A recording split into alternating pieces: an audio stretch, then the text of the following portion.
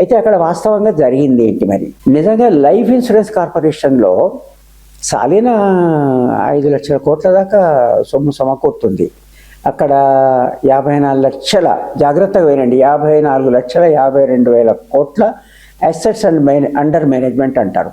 అంటే అక్కడ పెట్టుబడులు పెట్టడానికి అవసరమైనటువంటి సొమ్ము, లాభాలు ఆర్జించడానికి గాను పాలసీదారులు చెల్లించినటువంటిది. అంటే చిన్న చిన్న మొత్తాల్లో అక్కడ చేసుకున్నటువంటి పొదుపనండి, ఇతరత్ర ఇన్సూరెన్స్కి సంబంధించినటువంటి ప్రీమియం అవనియండి, ప్రీమియమే అక్కడ చెల్లించినటువంటిది ప్రజలది, 32 కోట్ల వ్యక్తులది.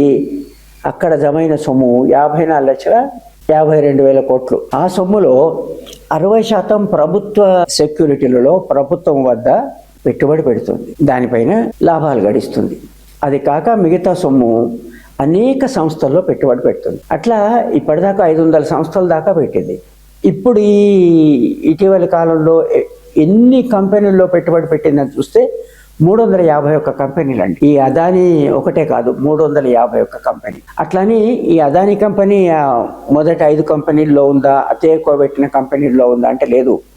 అదానీ కంపెనీల్లో పెట్టిన మొత్తం పెట్టుబడి, ఈ పెట్టుబడి కోసం ఎంతైతే అనుమతి ఉందో దాంట్లో ఒక 4% మించి లేదు అదానీ కంపెనీలో పెట్టినటువంటి పెట్టుబడి. అయితే ఇక్కడ వచ్చినటువంటి వాదన, మునుగుతున్న కంపెనీ నష్టాల్లో ఉన్నది, అక్కడ ఎందుకు పెట్టుబడి పెట్టాలి అని అంటే, life insurance corporation of India పద్ధతిని కొంతమేరకు కాంట్రేరియన్ ఇన్వెస్టర్ అంటారు. అంటే ఏంటంటే ఆ సెక్యూరిటీస్ ధరలు పడిపోయినప్పుడే కొని, ధర పెరిగినప్పుడు అమ్ముకొని లాభాలు గడించడం.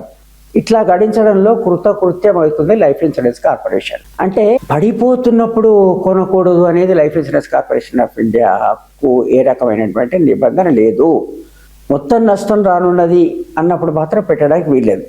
కాకపోతే భారతదేశంలోని రేటింగ్ సంస్థలు ఏ గ్రేడు అంటే మంచి గ్రేడు, ఇన్వెస్ట్మెంట్ గ్రేడు, అక్కడ ఇన్వెస్ట్ చేయొచ్చు అని చెప్పిన తర్వాత ఆలోచించి అక్కడ పెట్టుబడి పెట్టడం జరిగింది. అయితే ప్రభుత్వం ఎల్ఐసిని ప్రోత్సహించిందా, మీరు అక్కడ పెట్టుబడి పెట్టమని అన్నారా అనే విషయం మనం తర్వాత చూద్దాం. అట్లా అన్నా అనకున్నా అక్కడ పెట్టిన పెట్టుబడి వల్ల ప్రజలు కోల్పోయేది ఏం లేదని చాలా స్పష్టంగా తెలుస్తున్నది.